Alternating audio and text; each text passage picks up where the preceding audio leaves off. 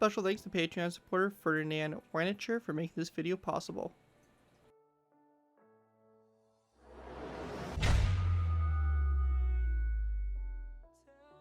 Hello ladies and gentlemen, Zackary here bringing you another Minecraft vehicle tutorial. In this tutorial we'll be going ahead and building the Blade Runner Spinner.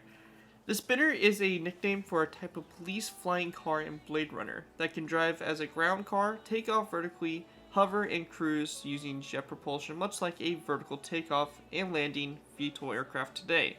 They are used extensively by the police to survey the population, and it's clear that despite restrictions, wealthy people can still acquire Spinner licenses.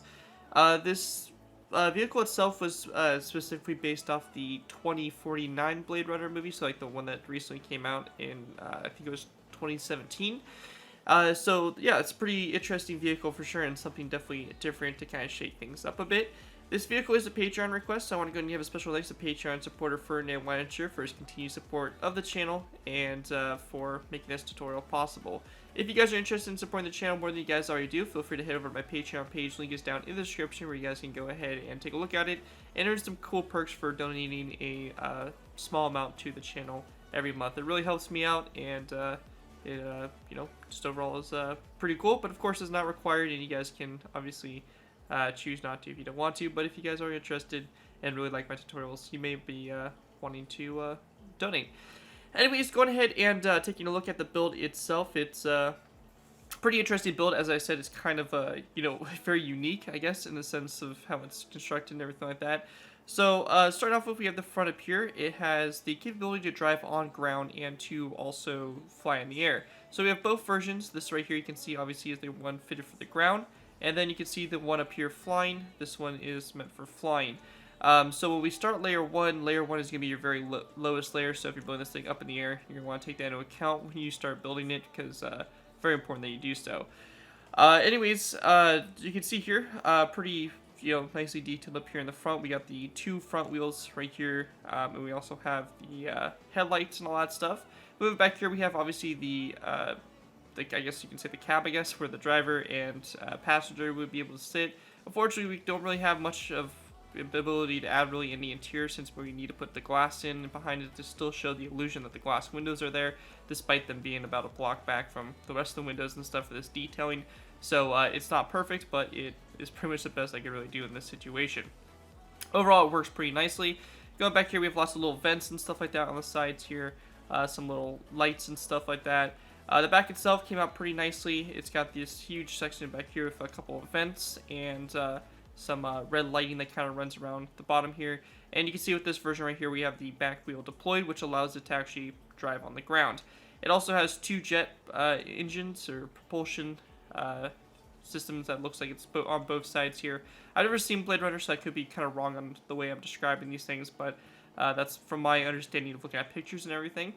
Up here we have the version of the Blade Runner or the Spinner that is in flight. So you can see it does not have the back wheel deployed, and it's a pretty simple modification to it and everything like that. We're going to be building this thing as if we're building it on the ground, and I'll show you guys how to modify it to have it up in the air. So if you want to build in the air, just start building exactly what we build up in the air.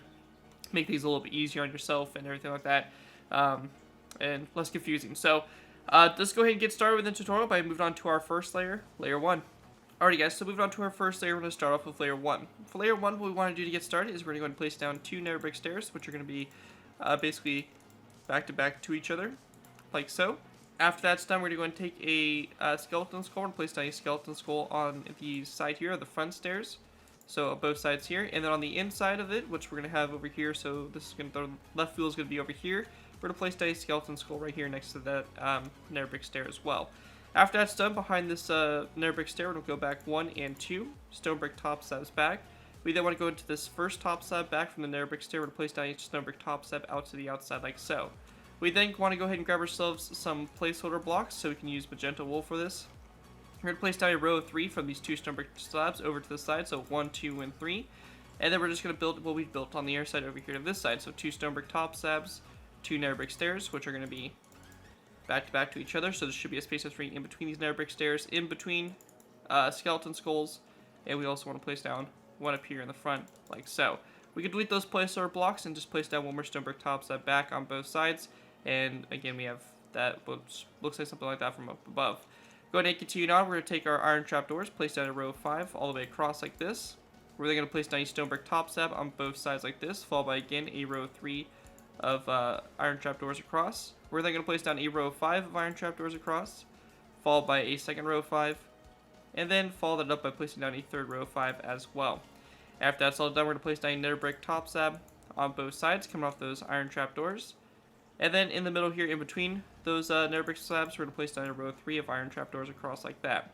When we get to this section here, we're going to go ahead and place down a upside down stone or nether brick stair like this, followed by another upside down stair, nether brick stair right behind it. We're going to place down an iron trapdoor coming off the first stair on both sides, followed by a stone brick top slab like so.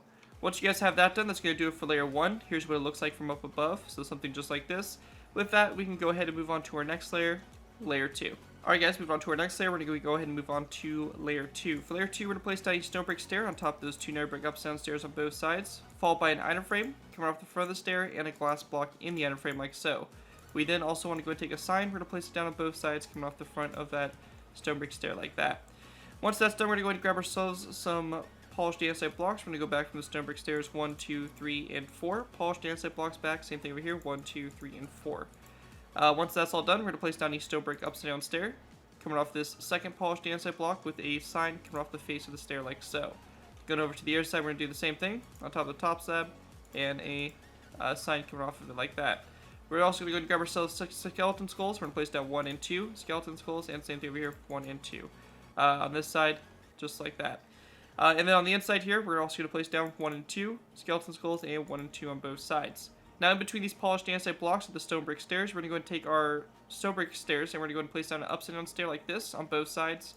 And then an upside down stair in the middle, facing that direction, so we turn these stairs on both sides into corner stairs. Once that's done, we're going to place down a row of 3 of polished andesite right behind those stone brick stairs. Once that's all done there, we're going to go ahead and place down a polished andesite block in the middle here, leaving space on both sides. Going back from the polished andesite block, we're going to place down a stone brick slab, followed by a stone brick stair. Same thing over here, 1 and 2. And then in the middle, we're just going to place down 1 and 2 polished andesite blocks back. We then want to grab ourselves some light gray stained glass full blocks, and we're going to place down a row of 3 in between these rows here of polished andesite and stone brick slabs and stairs and all that. Once that's done on this back section here, we're going to place down a row of 5 of polished andesite all the way across, followed by a stone brick stair, which is going to be facing in this direction with its back to the side on both sides, like so. Once that's all done, we're going to place down another row of 5 of polished andesite all the way across the middle here, stone brick top slab again on both sides. After that's done, we're going to place down another row of 5 of polished andesite all the way across. On the polished andesite blocks in the corners here, we're going to go ahead and place down signs wrapped around them, and these should also be the polished andesite blocks that are on top of the nether brick top slabs. Once that's done, go into this back section here. We're going to place down 2 nether brick stairs, back to back, on top of those 2 nether brick stairs that were upside down from the previous layer. We're then going to go to either side of the first stair, place down a stone brick upside down stair, followed by a stone brick top slab, coming off of those 2 stairs like so. We lastly just want to place down a stone brick stair coming off this nether brick stair like that. What's left for us to do now is just to go ahead and grab ourselves some red stained glass, and we're also going to need some standard glass blocks. We're going to place down an item frame on these 2 stone brick top slabs, both sides. We're going to place down a red stained glass block in the item frame and a sign that's going to be also on that top slab like so, to create these back lights. And then we're also going to place down a glass or an item frame with a glass block in it that's going to be coming off of this back stone brick stair like that. Once that's all done right there, that is going to do it for layer 2. With that, let's go ahead and move on to layer 3. Alright guys, moving on to layer 3. For layer 3, we're going to go and start off by taking iron trapdoors. We're going to place down 1 and 2 on top of those 2 polished andesite blocks. Same thing over here, 1 and 2 iron trapdoors back. In between these iron trapdoors, we're going to place down a row of 3 of light gray carpet. We then want to place down a stone brick half slab on both sides, followed by a row of 3 of nether brick slabs across like so. After that's done, we're going to go and grab ourselves some light gray stained glass again. We're going to place down a row of 5 across, like this. And once that's done, we're also going to go and place down a row of 3 of light gray stained glass blocks across as well. We're going to place down a stone brick top slab, or sorry, a stone brick half slab on both sides of that first row of 3. We're then going to place down a second row of 3 of light gray stained glass across the middle, followed by again a stone brick top slab on both sides. Once that's done, we're going to place down another row of 3 of light gray stained glass across, followed by a stone brick stair on both sides. We're then going to take our polished andesite blocks, place down a row of 5 across the back here with a stone brick stair facing toward the row of 5 on top of the top slab on both sides. Once that's done there, we're going to take our polished andesite blocks, we're going to place down another row of 5 across, followed by a cobblestone wall on both ends. After that's done, we're going to go ahead and place down another row of 5 of polished andesite all the way across, followed by a skeleton skull on both ends. We're then going to go ahead and grab ourselves a polished andesite block, place it down in the middle here, followed by a black wool block on both sides, a cobblestone wall on both sides as well. We're then going to place down a stone brick slab here in the middle, come off the polished andesite block, followed by a stone brick stair, like this on both sides, with its back facing toward the sides, and then we're also going to place down a skeleton skull behind the stairs on both sides like that. Once that's all finished there, we want to go ahead and basically move on to our next layer. That's it for this layer, and with that, we'll move on to our next layers, which are going to be our last final ones, layers 4 through 5. Alrighty guys, moving on to our last final layers, we'll be moving on to layers 4 through 5. For these layers, we're going to go ahead and start off by grabbing our nether brick slabs. We're going to place down a row 3 on top of the first row 3 of light gray stained glass here for the kind of cockpit here. We're then going to place down a wither skeleton skull at a slight 30-degree angle on both sides of the row 3 nether brick slabs like that across. Once that's done, we're going to grab ourselves some light gray stained glass full blocks again. We're going to place down a row of 3 across like this. We're then going to place down a second row of 3 of light gray stained glass across as well. We then want to grab ourselves light gray stained glass planes and paste down 1 and 2 on the sides here, and 1 and 2 on the sides of those 2 rows of 3 like that. Once that's done, we're going to place down a row of 3 of polished andesite all the way across, followed by a cobblestone wall on both sides of it. After that, we're going to go and grab ourselves a orange stained glass block. So we're going to place down a iron frame on the cobblestone wall and an orange stained glass block in the iron frame. Same thing over here, like so. Once that's all done, we're going to go and grab our polished andesite, place down another row of 3 all the way across, followed by a cobblestone wall, again on both sides. We then want to go ahead and grab ourselves another brick stair. We're going to place it down in the center. Come up the center polished andesite block, followed by a cobblestone wall on both sides of the nether brick stair. We're going to place down another nether brick slab that's going to go back from the stair, followed by a stone brick slab on both sides of that nether brick slab, and then a row of 3 of slabs across the back there like so.